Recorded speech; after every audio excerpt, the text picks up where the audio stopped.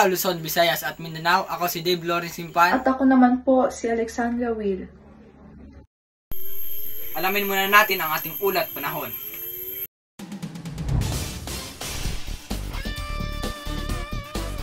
Smart Sound.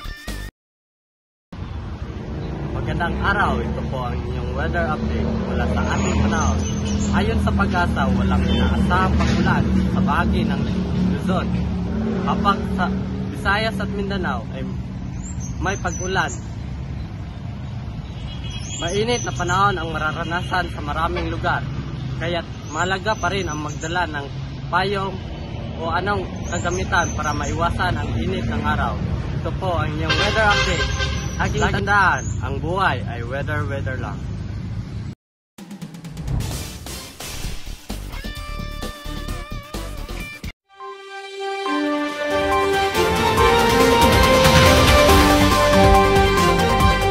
Bagyong Odette nagdulot ng pinsala sa mga probinsya sa Visayas at Mindanao. Isa sa mga napuruhan ng Bagyong Odette ay ang Siargao City. Bagsak ang supply ng kuryente at putol ang linya ng komunikasyon sa lungsod. Wasak din ang mga bahay at may mga nakumpirmang namatay. Kabilang sa mga nasira ay ang mga bahay at gusali tulad ng palengke, istasyon ng pulis at mga gasolinahan. Marami ang naglalakad na di makapaniwala sa pangyayari dahil ito na umano ang pinakamatinding bagyo na narasan sa Siargao. Kaya nasa labas halos ang mga taga Siargao at bibili ng mga materyales para sa kanilang mga bahay. Sa mga hardware, mahaba ang pila dahil bentang-benta ang mga materyales para sa bahay. Mahahaba din ang pila sa mga water pump na pinapatakbo ng generator dahil wala ring supply. Pamahalaan nagtakda ng bagong mga hakbang laban sa pagkalat ng COVID-19. Binuksan ang mas maraming vaccination centers at inaayos ang maitim na contact tracing upang labanan ang pagpatuloy na pagkalat ng COVID-19 sa ating bansa.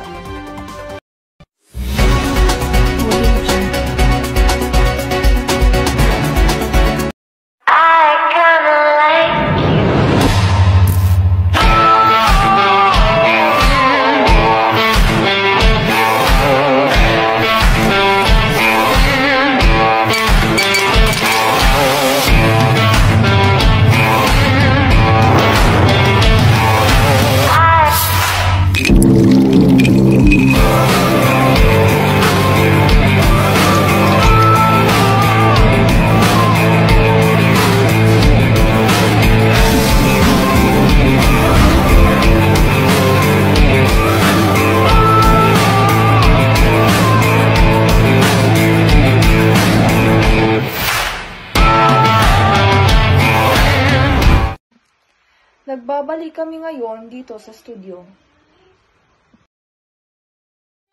Muling pagtaas ng presyo ng krudo, nagdudulot ng pagmamahal sa petrolyo. Pagtaas ng presyo ng krudo, nagdudulot ng pagmamahal sa mga petrolyo. Sa pandaigdigang merkado, tumaas ang presyo ng krudo dulot ng mga politikal na tensyon sa ilang oil producing countries. Ito ay magresulta sa pagtaas ng presyo ng mga produktong petrolyo tulad ng gasolina at diesel sa ating bansa.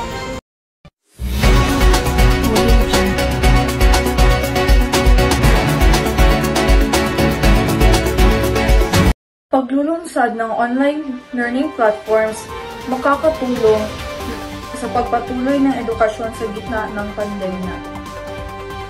Ilulunsad ng mga online learning platforms at educational resources para sa mga estudyante upang matulungan ang kanilang pag-aaral sa kabila ng pandemya at pagkakaroon ng blended learning system.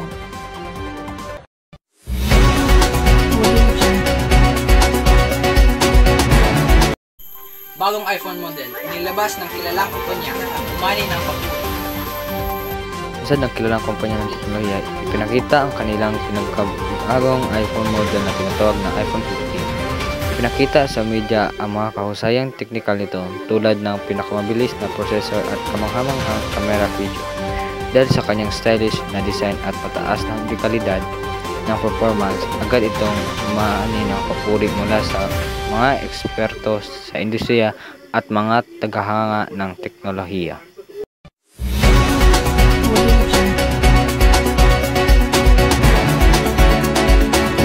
Pagtataguyod ng kalusugang pangkaisipan, libreng mental health service inilunsad ng Department of Health.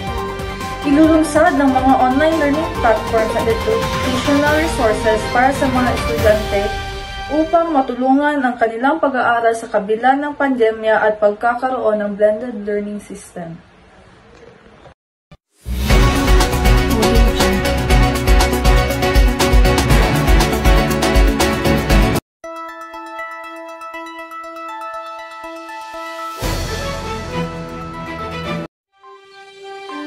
Wow! Pinasuan ni Part Evangelista isang post ni Mario Rivera, kaya naman nagpanik ang mga fans ni Rivera. At sumagot si Mario na sinagot ni Marina. Ha! Love is in here. Comment naman ni Dingdong Dantas na Let's Go Love. Talaga ang daming napa-OMG sa latest ganap na dating sinasabing enemies. Good health at mas maging masaya pa ang wish ni Tita Annabel Rama na nag-celebrate ng kanyang 71st birthday the other night sa Chef Jessie's Place, Rockwell. Very fancy as usual ang celebration na dinaluhan ng kanyang pamilya at mga kaibigan sa showbiz and politics. Bali, advanced birthday niya ito. Sa October 31 pa ang kanyang actual birthday. Nag-umpisa ito sa live music at ang unang kumanta ay ang pinsan ni Tita Annabel Rama na si Mike Rama.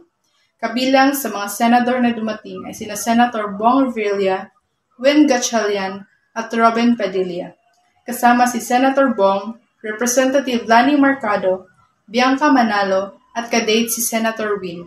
At humabol si Mariela Rodriguez na hinantay talaga ni Senator Robin na kumanta pa.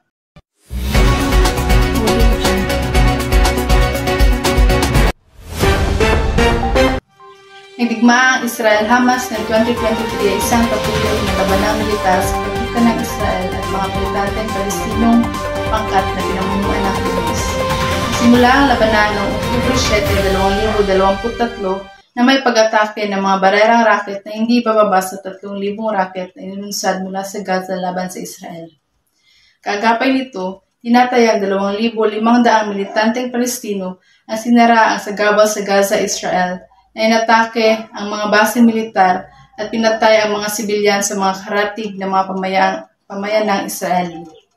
Hindi bababa sa 1,400 Israeli ang napatay kabilang ang 2,060 kataong pinatay sa isang pistang pangmusika. Ang mga binihag na sibilyang di armado at mga kinuwang sundalong Israeli ay dinala din sa piraso ng Gaza, kabilang ang mga babae at bata.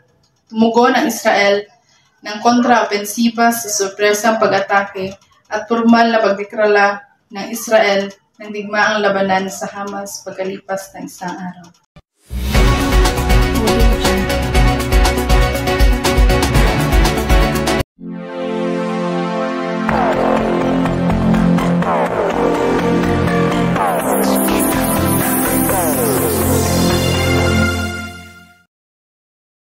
Magandang araw sa inyong lahat.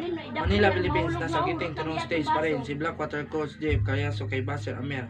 Ngunit naniwala siyang ito ang season ng guard para sa pagkuha si Amer na malapit na sa kanyang ikawalong season sa BBA ay umani ng mga pupuri mula kay Carriazo sa media day ng Liga sa Juan Escalante noong Merkules.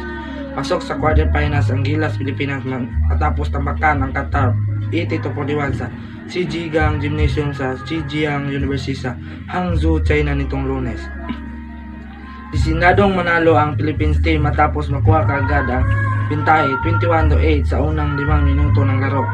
Hawakan pa rin ng Gilas ang kalamangan 57-3 kahit natapos na ang first half. Harapin naman ng national team ang Iran sa pagsisimula ng men's basketball quarterfinals sa Martes, October 3.